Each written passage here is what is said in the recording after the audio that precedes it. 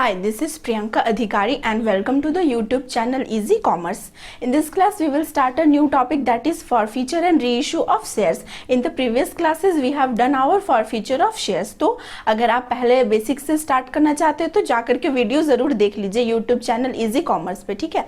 आज हम लोग का जो न्यू टॉपिक है वो हमारा होगा फॉरफीचर एंड रीइशू, मतलब कंपनी जो शेयर्स को फॉरफिट करती है अब उसको रीइशू कर रही है कोई दूसरे शेयर होल्डर्स को। तो उस केस में कंपनी का बुक्स ऑफ अकाउंट्स में क्या जर्नल एंट्रीज हम रिकॉर्ड करते हैं, उसका क्या बेसिस होता है रिकॉर्ड करने का और क्या स्टेप्स होता है वो देख लेंगे, ठीक है। तो क्वेश्चन हमारा जो है बोलता है 500 shares of ₹100 each issued at a discount of 10% were forfeited for non payment of allotment money of ₹50 per share. मतलब एक शेयर होल्डर था जो 500 शेयर्स का मालिक था, ठीक है, वो नॉन पेमेंट करने की वजह से कंपनी उसका शेयर्स जो है उसको फॉरफिट कर लेती है, जो कि इशू हुआ था 10% डिस्काउंट पे, ठीक है। ये चीज़ याद रखिएगा कि इशू जब हुआ था तो वो 10% डिस्काउंट पे इशू हुआ था। अब कंपनी उसको फॉरफिट कर लेती है for the non payment of allotment money और उसके बाद उसको फिर रीइशू कर देती है, ठीक है। रीइशू करती है फॉरफिटेड शेयर्स वे रीइशूड एट ₹80 पर share. First and final call of ₹10 पर शेयर वे नॉट मेड। तो कंपनी जो है अभी तक फर्स्ट और फाइनल कॉल जो कि ₹10 का था वो अभी तक मांगी नहीं है। तो इसका पहले जो कैलकुलेशन होता है वो देख लेते हैं। देखिए ₹100 ईच था, शेयर्स का वैल्यू ₹100 ईच था, उसमें से तो आपका डिस्काउंट 10% चला गया। 10% डिस्काउंट मतलब 100 का 10%।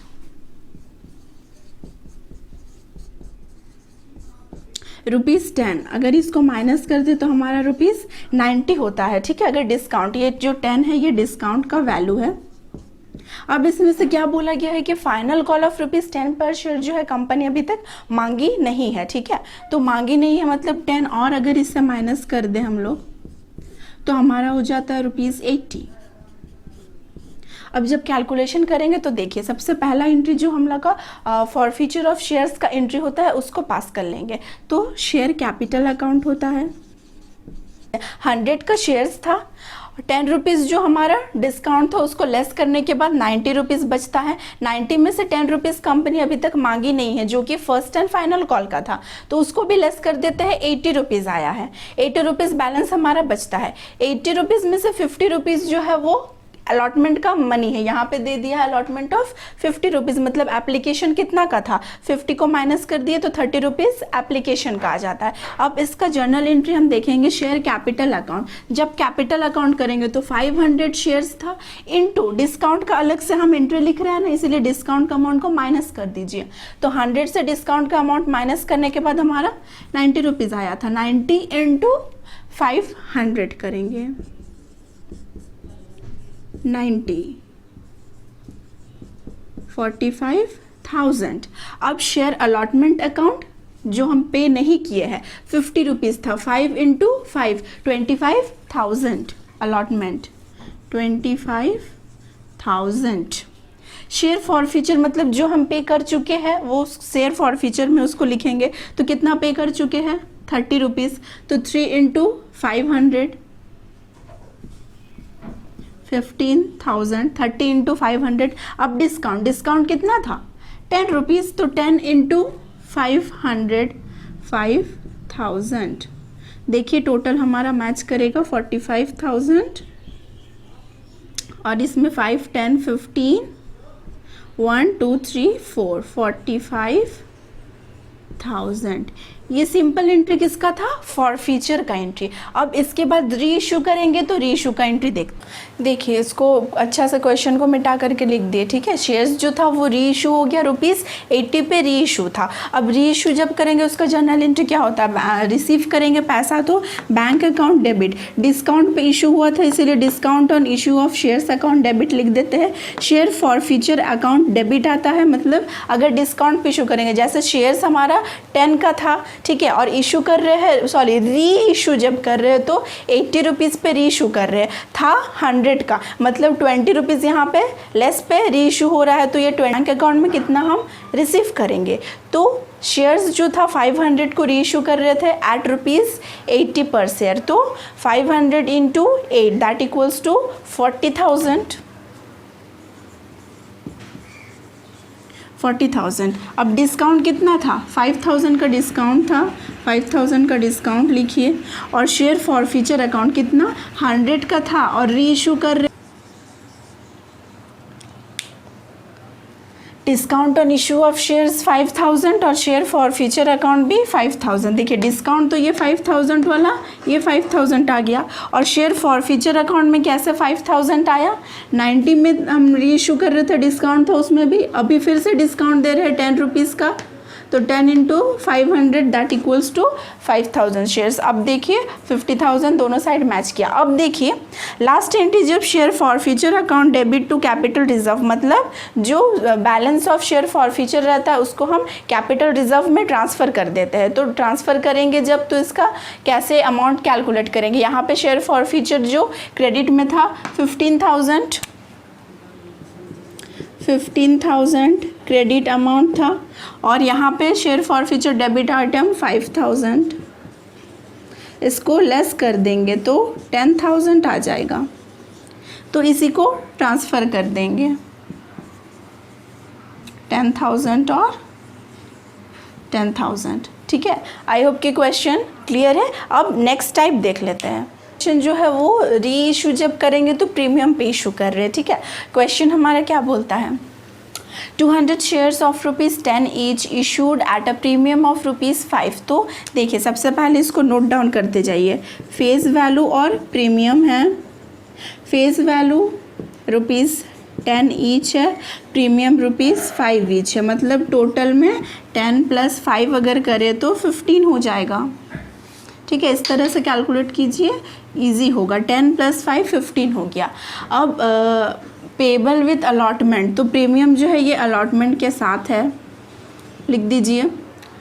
नन पेमेंट ऑफ अलॉटमेंट, इसको जो है पे नहीं किया गया है अलॉटमेंट को, ₹9 पर share including premium. First and final call of ₹3 were not made, company जो ₹3 था फर्स्ट एंड फाइनल कॉल, वो कंपनी अभी तक मांगी नहीं है, तो क्या कर लेंगे, ₹3 को माइनस कीजिए, ₹7 आया। ठीक है, अब देखिए बोला है शेयर्स वे री इशूड, ये तो बात का बात है।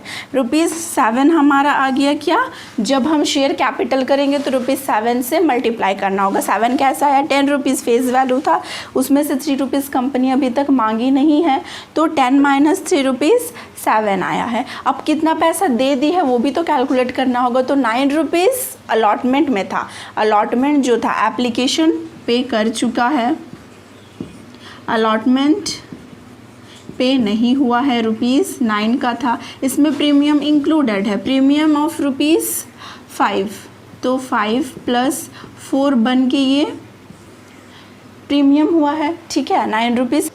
देखिए जर्नल एंट्रीज लिख दिए है। ठीक है, जर्नल एंट्री स्टार्टिंग से देख लेते हैं। पहला वही share capital account, share capital account में हम कितना शेयर्स था, 200 शेयर्स का यहाँ पे हम बात कर रहे थे, 200 शेयर्स। ठीक है, 200 शेयर्स इनटू कंपनी कितना मांगी है, सिर्फ और सिर्फ ₹7। क्यों ₹7, ₹10 का था, ₹3 जो फर्स्ट एंड फाइनल कॉल है वो कंपनी मांगी नहीं है, तो 10 - ₹3 7 इंटू 200 1400 शेयर कैपिटल में जाएगा, शेयर कैपिटल 1400। अब सिक्योरिटीज़ प्रीमियम का बारी आता है, प्रीमियम कितना था, ₹5 ईच प्रीमियम था, 5 इंटू 200 1000। ये कैसे आया, 200 into 7, 200 into 5, 1000। Share allotment, allotment में टोटल कितना पे किया था, वो ₹9 था टोटल। ठीक है, टोटल ₹9 पे वो नहीं पे किया था शेयर अलॉटमेंट में, तो 9 इंटू 200 1800।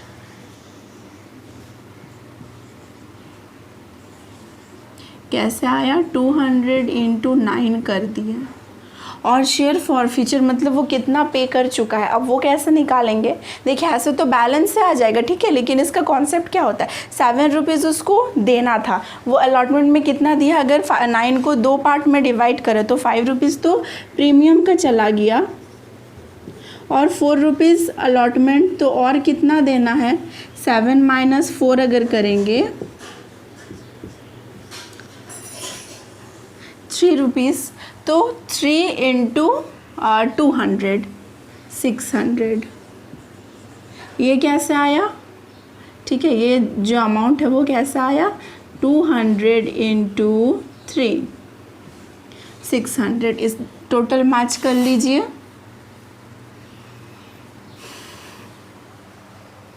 अब देखिए बैंक एंट्री, बैंक एंट्री क्या करेंगे, कितना अमाउंट रिसीव हुआ, 200 शेयर्स ही था जिसको रीइशू किए गया है, तो रीइशू करेंगे रुपीज़ 14 पे, 14 इंटू 200, 14 टू ज़ा 2800, बैंक अकाउंट 2800।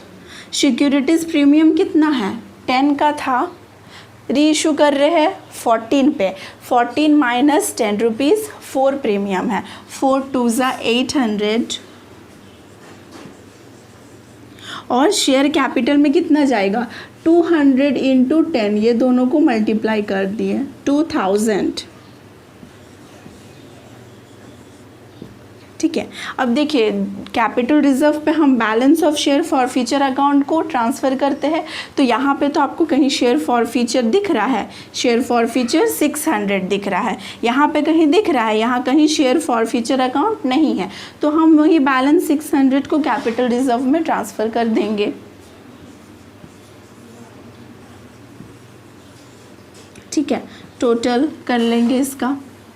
तो आई होप कि आज का क्लास समझ में आया है, ठीक है, और आगे और क्लास पाने के लिए चैनल को ज़रूर सब्सक्राइब कीजिएगा। आज के लिए बस इतना ही, मिलते हैं नेक्स्ट क्लास में, थैंक यू।